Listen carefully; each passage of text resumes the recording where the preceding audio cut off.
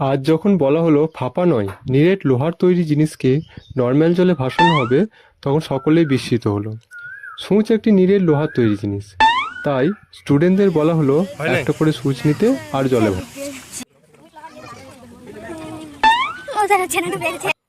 কিন্তু প্রতিবারই সূঁচ ডুবে যাচ্ছিল। তারপর একজন স্টুডেন্ট কাগজ কেটে তার উপর সূঁচ দিয়ে দেখিয়ে দিল সূঁচ জলে ভাসছে। এবার যখন বললাম কাগজ দেওয়া যাবে না, তখন অন্য একটা স্টুডেন্ট সেটিও করে দেখালো।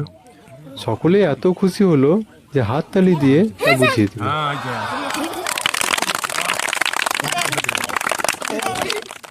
আসলে জলের চেয়ে লোহার ঘনত্ব অনেক বেশি হওয়া সত্ত্বেও জলের পৃষ্ঠটান বা সারফেস টেনশনের কারণে সূঁচ জলে ভাসে।